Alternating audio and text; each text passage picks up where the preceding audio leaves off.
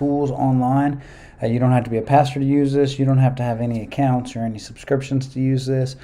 Thanks to the internet, you can use a lot of great Bible interpretation, exegesis tools just for free at home using nothing but websites and the internet. And one of my favorites that I feel like is underused is not just reading modern commentaries and reading current books, but reading from the ancient saints, reading from folk from 500 years ago or 1,000 years ago, or from the first few hundred years of the church.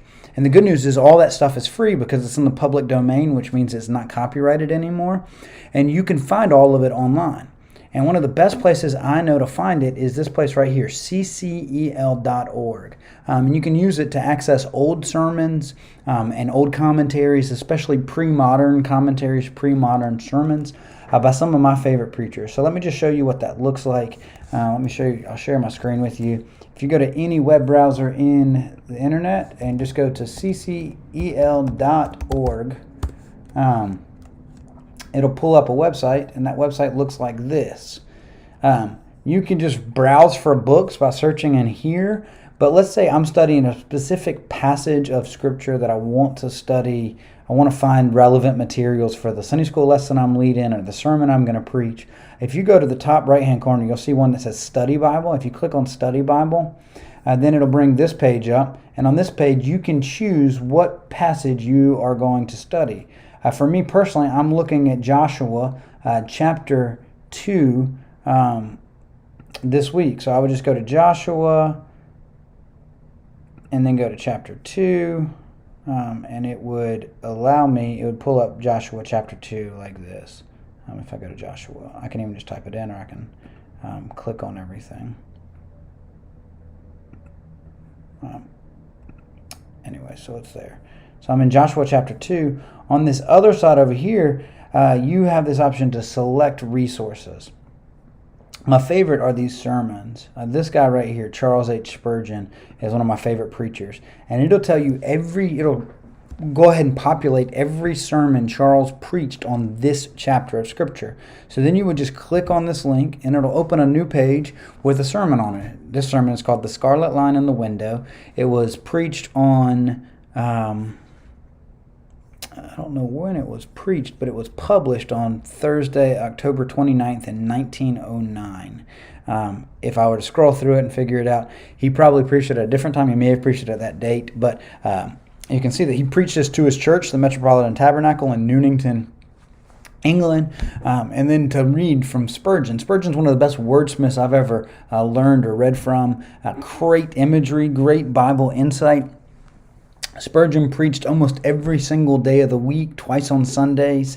Man is just prolific. He also wrestled with depression and disappointment and worldwide fame at a young age and how that affected him, and just great preacher. So you could go to something like that.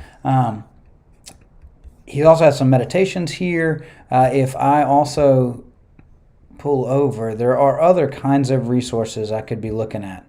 Let's see. I can go to commentaries. So let's just say I click on commentaries. It's going to give me commentaries by John Calvin, by Matthew Henry. Matthew Henry's concise. Jameson, Fawcett, and Brown. That's not who wrote it. That's going to be an ancient commentary that is going to assemble information from lots of other places. There's not this is a relatively limited supply of tools, but there's going to be hymns you could look at, sermons and meditations. If we go to something in the Gospels, like let's just go to, let's see if I can pull it up. If we go to Matthew 9. Again, it's going to populate all this stuff over here.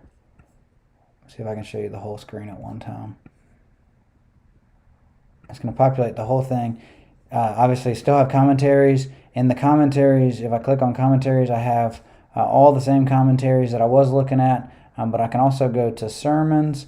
And sermons, I have sermons, all kinds of people, from John Flavel to Henry Edward Manning to Philip Schaff. Philip Schaff actually is a compiler of ancient sermons, and so these are sermons by St. Chrysostom, who is writing in the first millennia He's writing in about 600 from my memory. You're going to get his sermons on that. Then you have obviously Spurgeon's sermons. Spurgeon has 15 sermons on this. In meditation, you're going to have a meditation by Andrew Murray. Andrew Murray was a Puritan, and you also would still have another meditation by Charles Spurgeon.